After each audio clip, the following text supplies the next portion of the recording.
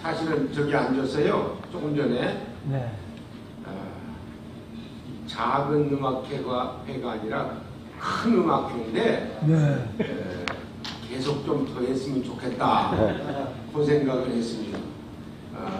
세 분 너무너무 감사합니다. 그리고 우리가 이 찬양을 들었는데 설교라든지 또 이렇게 제가 할 강의라든지 이거는 예수님 재림하면 끝입니다. 그러나 찬양은 계속됩니다. 아멘. 그래서 너무너무 감사합니다. 오늘 좀 제목이 상당히 무거운데요.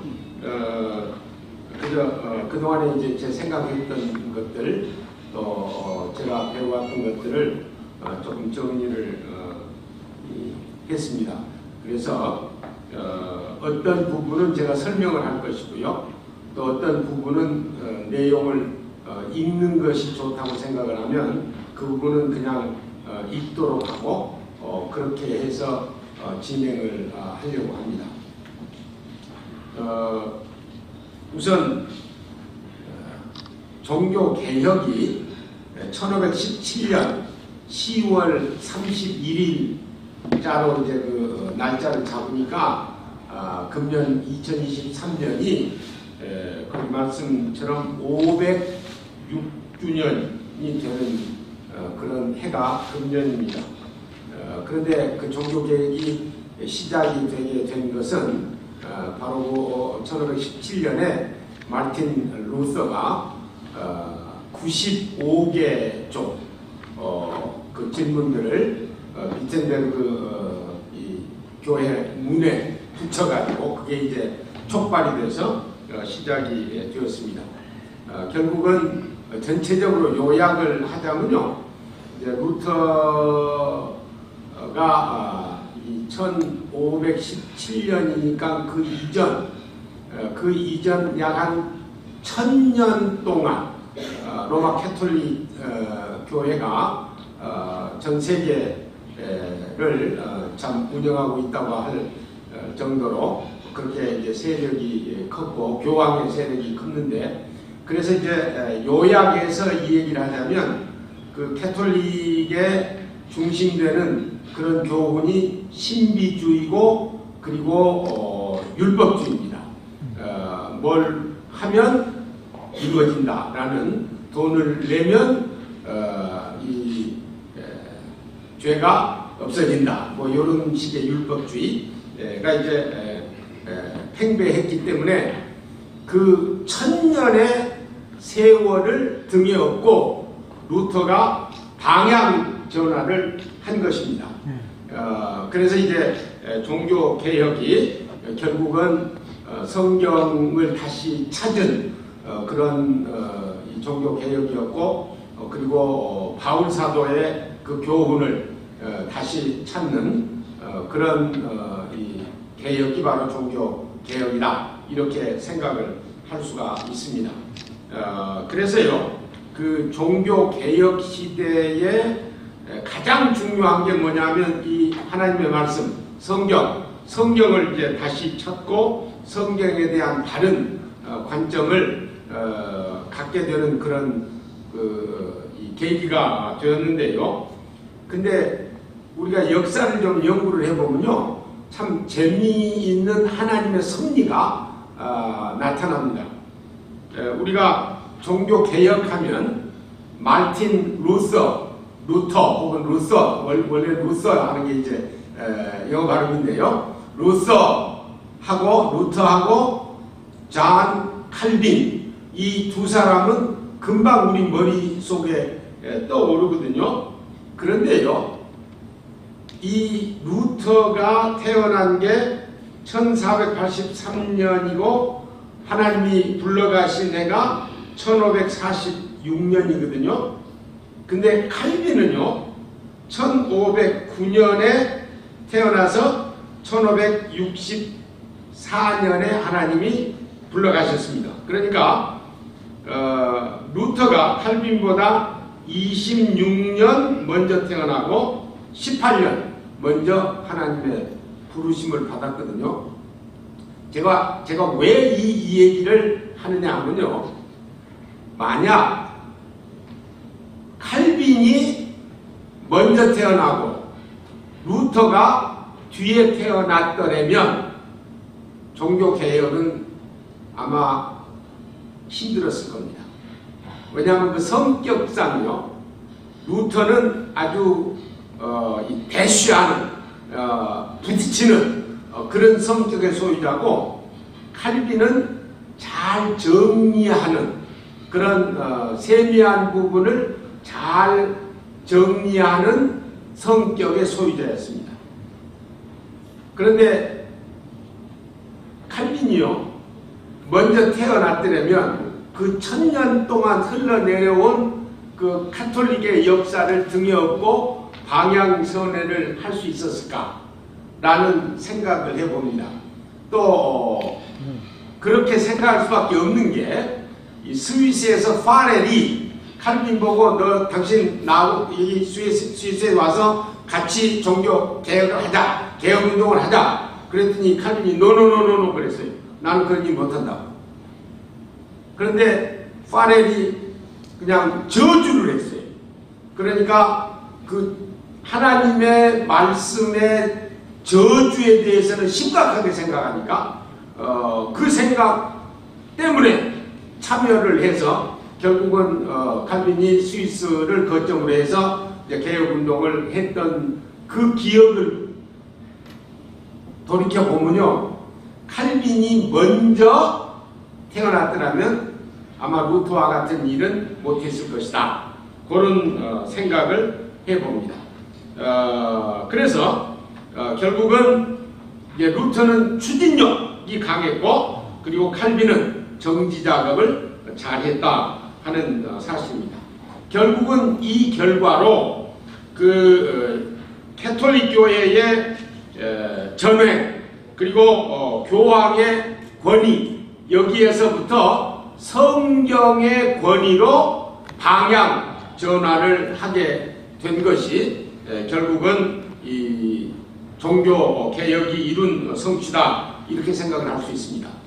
그냥 한마디로요, 그 성경에 대한 그 루터의 태도가 라이프치히 논쟁에서 1519년에 있었던 논쟁에서 잘 나타나는데요, 이렇게 얘기를 했어요. 진실로 새롭고 확증된 계시가 일어나지 않는 한 성경만이 신적 권위로 수여된 것이기 때문에 어떤 기독교인도 이 성경 말고 그 이상의 어떤 권위를 인정하도록 강요받을 수 없다. 그러니까 성경만의 강요가 필요하지, 다른 어떤 교황도 어떤 누구도 필요하지 않다. 성경을 넘어뛸 수가 없다 하는 그런 얘기를 분명하게 한 겁니다. 제가 꼰대가 아니거든요. 그래서 시간을 잘 지키려고 합니다. 그리고 이제 칼빈의 경우를 더듬어 보면요, 칼빈을 성령의 신학자 이렇게 부르기도 합니다. 그래서 칼빈이 성령은 성경의 저자이시다. 그는 그 자신으로부터 변경될 수 없고 달라질 수 없다. 따라서 성령은 마땅히 그가 한때 그 자신을 성경에 나타낸 것처럼 항상 의롭게 남아있어야 한다. 이렇게 얘기를 하고, 바울 사도가 그의 설교를 영의 직분이라 불렀는데, 그 뜻은 성령이 성경에 설명해 놓은 그의 진리에 내재해 있기 때문에 정당한 경외와 위엄이 말씀에 주어질 때에만 성령이 그의 능력을 나타내 보이신다. 결국은 말씀이 존중될 때, 설교를 할 때도요, 말씀 중심으로 설교를 해야 성령이 역사에서 사람을 변화한다 라는 말을 지금 하고 있는 겁니다. 그렇게 이 성경의 중요성을 이들이 생각을 했고, 특별히 칼빈은 조금 전에 말씀드린 것처럼 이 정지 작업을 잘 했다고 그랬지 않습니까? 그래서 이분이 몇 권, 계시록을 유치한 한 2서너 권을 빼고는 성경 전체를 다 주석을 한 분입니다. 그런데 그 주석이요, 지금도 아주 귀하게 사용되는 그런 칼빈의 주석이다. 사실 1500년이면요, 지금쯤 그때 쓴 다른 주석들은요 들여다보지도 않습니다.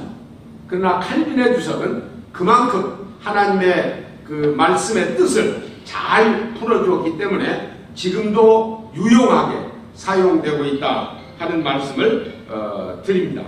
여기 이제 그렇기 때문에 성경에 대한 바른 인식을 가지고 있었어요. 성령이 감동해서 인간의 언어로 하나님의 계시의 말씀을 기록해 주신 것이 성경으로 봤기 때문에 성경은 정확무오할 뿐만 아니라 또 인간의 언어로 기록되었으니까 거기에 문장의 뜻, 문법의 문제, 또 단어의 문제, 병행구절 뭐 이런 것들이 성경 속에 다 내재해 있다는 사실을 우리한테 가르쳐주고, 그게 사실은 진리입니다. 그래서 지금도 우리는 성경 해석을 할 때 문법적, 역사적 해석, 이 역사적, 문법적 해석, 뭐 어느 쪽으로 봐도 상관없는데요.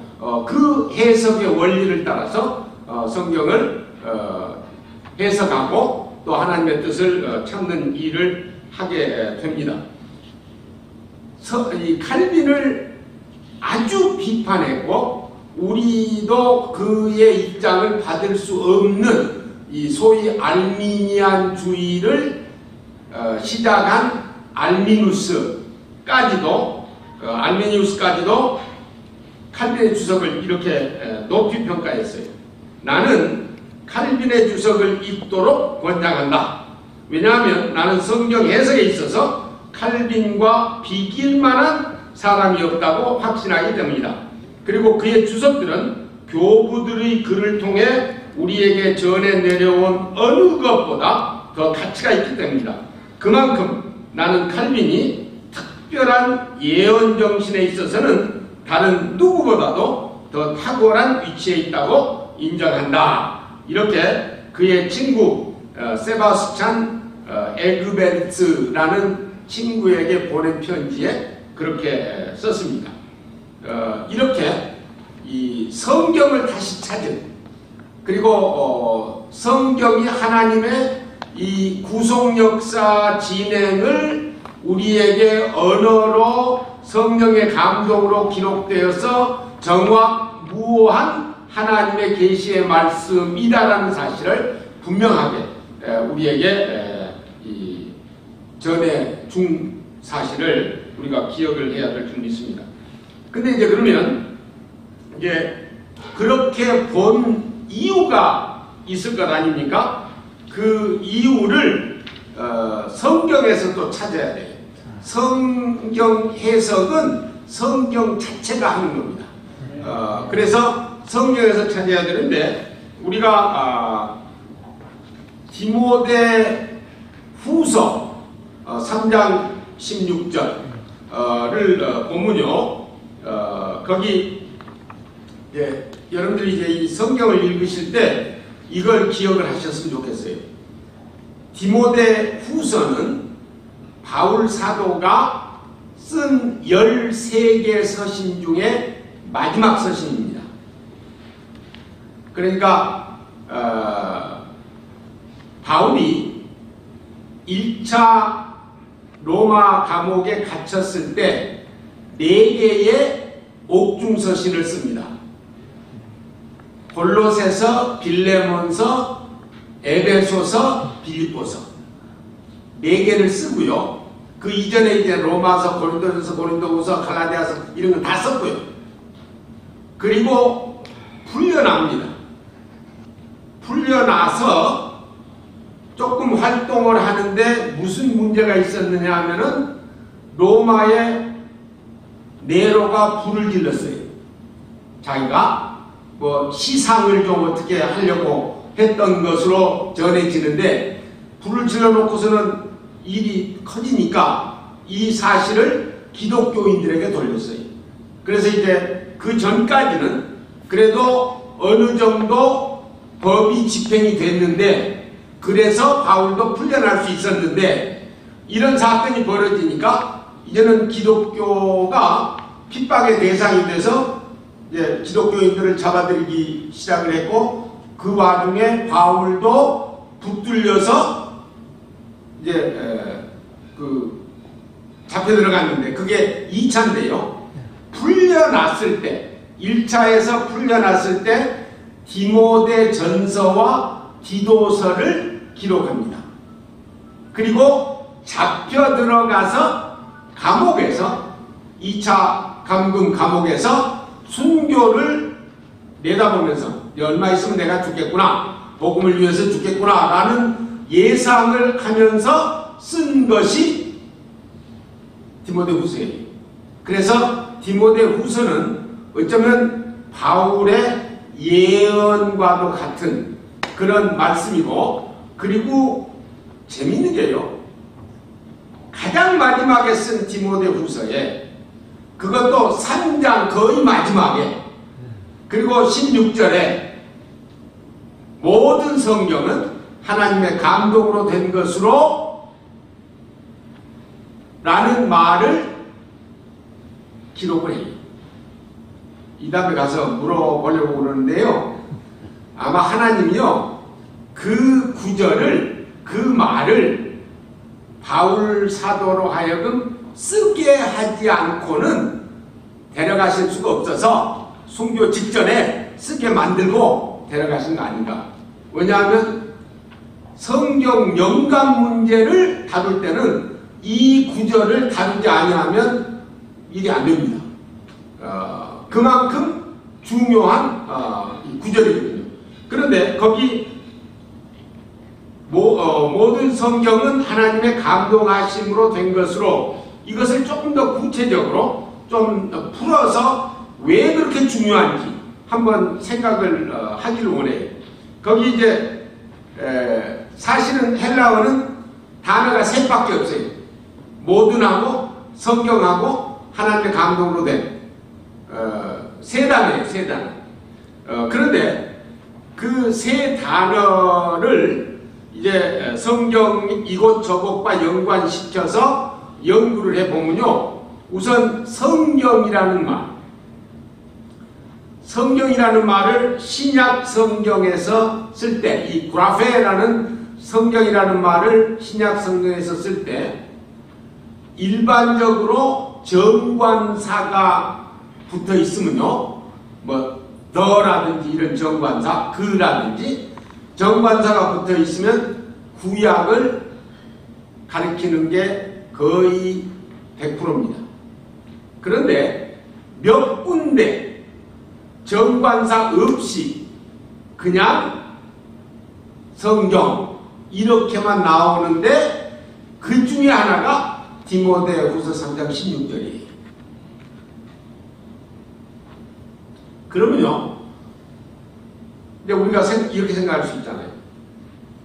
바울 사도가 헬라어를 잘 몰라가지고 구약을 가르치려고 했는데 더 자를 뺐나 그 자를 뺐나, 이건 아니거든요. 이 헬라어를 너무너무 잘하는 사람이니까 그럴 수는 없어요. 그러면 왜 뺐겠냐? 자, 조금 전에 말씀드린 것처럼요, 바울 사도가 디모데후서를 제일 마지막 13번째 썼다 그랬잖아요. 그때 나이가 70이 넘었습니다. 70이 넘은 그런 상태인데, 바울이 디모데후서를 쓸 그 당시는 구약은 이미 존재했고요.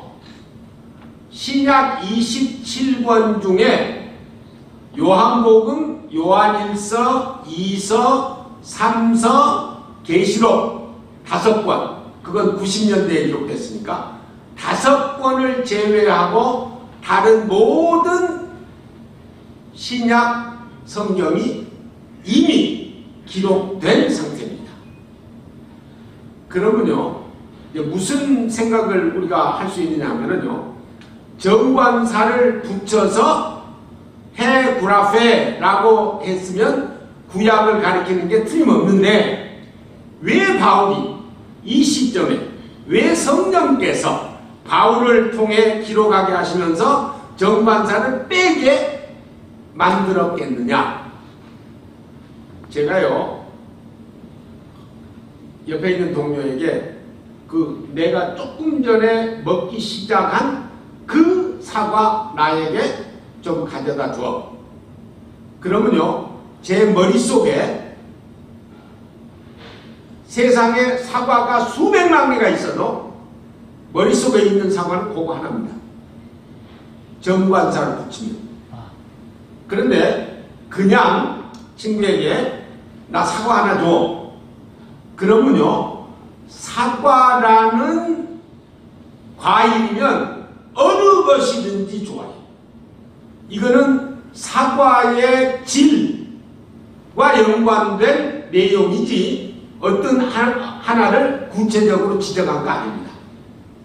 무슨 얘기냐면요, 바울 사도가 정관사 없이 구라페 성경이라고 말한 것은 구약 플러스 지금까지 기록된 성경의 질적인 특성을 가진 모든 기록뿐만 아니라 자기가 기록한 모든 것도 포함시켜서 그렇게 얘기를 했다고 생각을 합니다.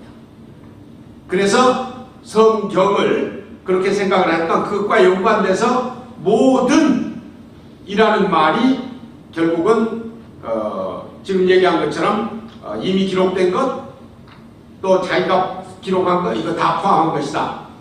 그런데요, 모든 성경은 할 때 이제 이 모든이라는 말이요, 이게 이제 사실은 우리는 순진해서 괜찮아요. 모든이라는 말이 그냥 모든 전체인데, 이 서구권 사람들이 장난을 해요. 요거 가지고. 이 파사라는 모든이라는 말을 가지고 어떻게 장난을 하느냐면요, 하나하나 개개를 염두에 두고 모든 할 수 있고요, 전체를 통틀어서 모든 할 수가 있어요. 이제 무슨 얘기냐면, 제가 우리 세 분 음악가들을 제외해 놓고, 이제 각자 생각하는 겁니다. 지금 제외해 놓고 다른 분들 각자를 생각하면서 모든 분들은 밖으로 나가십시오. 그러면 이 세 분은 안 나가도 되는 거예요. 왜? 내 머릿속에 이분들을 빼놓았으니까. 근데 그게 영어로 every 개념이에요. every. 그러니까 every도 모든이라는 것으로 번역할 수가 있는데 그 개념이 거기 들어있거든요. 그리고 이제 all이라는 개념. 이거는 뭐 빼놓을 수가 없어요. 여기 있는 모든 분들 전체를 얘기를 할 수가 있어요.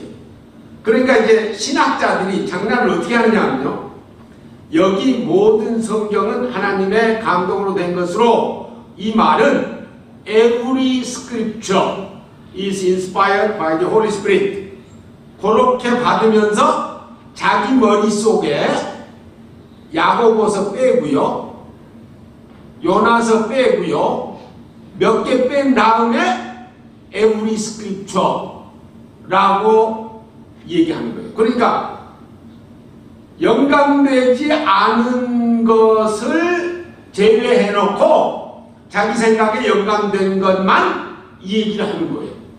그러니까 그렇게 되면 우리는 성경 66권 전체가 하나님의 말씀이고 영감됐다 그러는데 그 사람은 그 중에 몇 개 빼놓고 얘기하는 거야.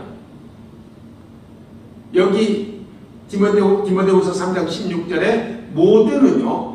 그렇기 때문에 마음이 편하게 그냥 접근하면 좋은데 그따위 하는 사람들이 있으니까 우리는 모두를 전체 개념으로 받는 것이 좋다. 이렇게 이제 얘기를 하는 것이고요. 그 다음에 하나님의 감동으로 된 것으로 이게 이제 이 헬라어의 특성상요. 헬라어는 동사가 없어도 됩니다. 문장 구성이. 그러다 보니까 이제 이런 현상이 벌어지는데요. 이 하나님의 감동으로 된 이걸 죄송해요. 문법적으로는 용어를 써서 형용적으로 받아야 되느냐 서술적으로 받아야 되느냐 이 문제가 또 있어요. 무슨 얘기냐면은 형용적으로 받으면 그 문장에 이렇게 번역을 해야 돼요. 하나님의 감동으로 된 모든 성경. 이제 서술적으로 설명하는 것으로 받으면 모든 성경은 하나님의 감동으로 된 것으로 우리 성경처럼 그렇게 받아야 돼요. 그러면 이제 어느 쪽을 바울 사도가 쓸 때 생각하면서 썼냐?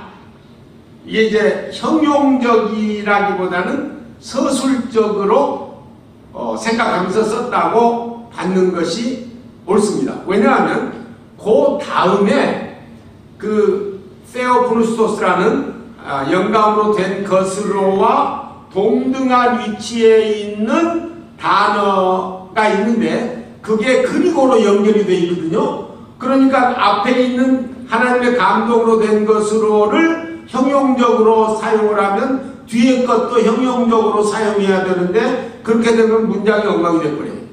그러니까 서술적으로 우리 성경처럼 하는 게 맞고요. 그 다음에 또 한 가지 있습니다. 하나님의 감동으로 된 성경, 이게 이 하나님의 감동으로 된 것이 능동적으로 쓰였냐 수동적으로 쓰였냐 이걸 또 점검을 해야 돼요. 무슨 얘기냐면 능동적으로 쓰였으면 성경이 감동을 시키는 거예요. 수동적으로 썼으면 성경이 성령의 감동을 받아서 쓰인 거예요. 그러니까 이게 객관적으로 영감된 하나님의 계시의 말씀이라고 받으려면 수동적으로 이게 그렇게 쓰여진 거라고요.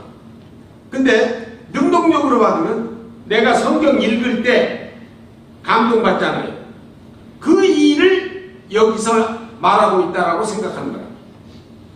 그래서 칼 발트라는 분이 뭐 이름 다 아실 텐데 발트라는 분이 이 신정통주의라는 이념을 만들어냈잖아요. 그 신정통주의에서는 능동으로 생각을 해요. 이 필라델피아 제10장로교회 이 도널드 바나우스라는 목사님하고 칼발트가 살아있을 때 그 칼발트하고 대담한 게 이터니티 매거진에 실렸는데 간단하게 소개하자면 이렇게 되어 있어요. 바나우스 박사님이 발트 박사님 이제 중요한 질문을 하려고 합니다.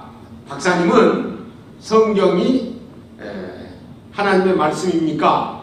그러니까 발트 박사가 그러고 말고요. 그건 하나님의 말씀입니다. 그러면서 발트가 성경을 들더니 이렇게 펴고 한 구절을 읽고 이 구절이 내게 감동을 주면 그것은 하나님의 말씀입니다. 그리고 또 뒤집더니 또 한 구절 읽고 이 구절이 내게 감동을 안 주니 이 구절은 하나님의 말씀이 아닙니다. 그러니까 이제 바나우스 박사님이 발트 박사님, 그러면 그 발트 박사님에게 감동을 안 준 그 부분이 내게 감동을 주면 그 구절이 하나님의 말씀입니까? 그러니까 발트 박사가 그렇고 말고요. 무슨 얘기인지 지금 감이 오지요. 무슨 얘기냐면요.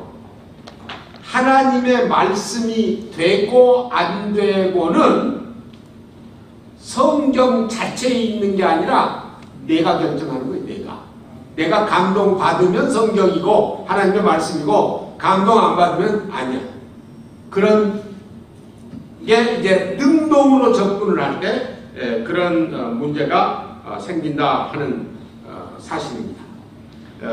그래서 이 모든 성경은 하나님의 감동으로 된 것으로 라는 말의 성경 영감은 성경 자체가 하나님께서 저자들을 영감시켜서 기록하게 하심으로 그 기록된 내용이 객관적으로 영감된 하나님의 계시의 말씀이다 라는 뜻으로 우리가 받아야 된다 하는 말씀입니다.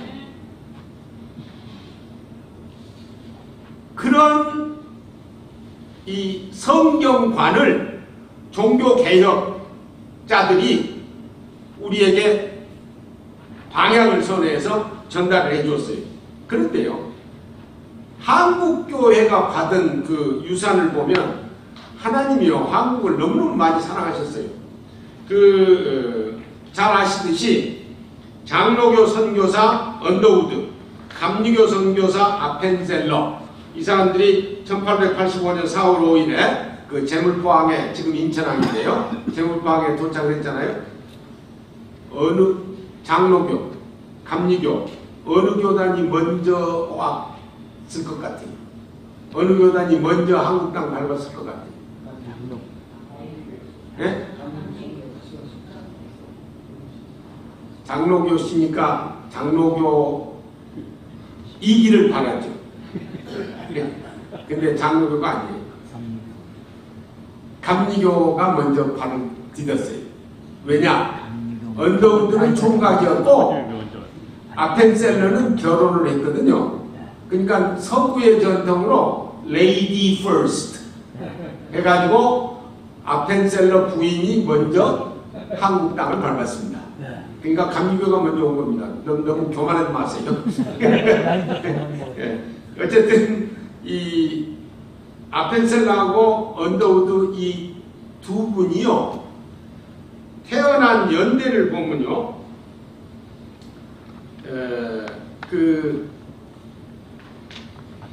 언더우드가 1859년이고요. 그리고 아펜셀러가 1년 전 1858년입니다. 왜 제가 이 연대를 이렇게 했느냐 하면, 우리가 칼빈주의 3대 학자를 얘기하면 카이퍼, 에이브라함 카이퍼, 비비 월필드, 그리고 헤르만 바빙크, 이렇게 세 학자를 3대 칼빈주의 학자라고 그러거든요. 그분들이 태어난 연도를 보세요. 카이퍼가 1837년, 월필드가 1851년, 바빙크가 1854년. 우리에게 선교를 한 언더우드하고 아펜셀러하고요 거의 비슷해요. 조금 빨라요. 그런데 너무너무 재밌는 것은요, 세상 뜬 해. 카이퍼가 1920년, 워필드가 1921년, 바빙크도 1921년. 그렇게 세상을 떠났어요. 이 칼빈주의 3대 학자들이 활동을 하고 기초를 놓은 그런 시작과 함께 성경에 대한 개념을 배운 언더우드하고 아펜셀러가 한국에 보내진 거예요. 한국에. 그러니까 한국 교회가 받은 게 결국은 이 종교 개혁이 발견한 그 성경의 귀함, 그리고 성경이 어떤 성경이라는 거, 또 뿐만 아니라 성경의 중요성, 이것들을 한국에 전하신 분들이 바로 초창기 한국에 온 선교사들이다. 우리가 그걸 받았어요. 유산. 그래서 우리가 뭐 선교 정책으로 메비우스 방법 이 얘기를 하고 그러는데요. 메비우스 이 방법을 일반적으로 생각을 할 때 뭐 자전, 자치, 자립 이렇게 그 3자 정책으로 생각을 하는데요. 그것보다도 더 중요한 것은 메비우스 정책이 성경 공부를 장려하고 성경을 잘 가르칠 수 있도록 하는 게 바로 메비우스 정책이다. 이렇게 평가가 되고 있습니다. 여기요, 과관련이라는 우리 초창기 학자인데 이분이 이랬어요. 메비우스 방법의 성공 비결은 자전, 자치, 자립 이상으로 교회 사역의 각 분야에서 성경을 보편적으로 사용한 것이라고 강조한다. 그는 한국교회가 성경 위에, 단순한 성경 본문 위에 건립되었다. 이렇게 확신을 할 정도로 성경에 대한 그런 이 중요성을 초창기 선교사들이 우리에게 전해준 겁니다.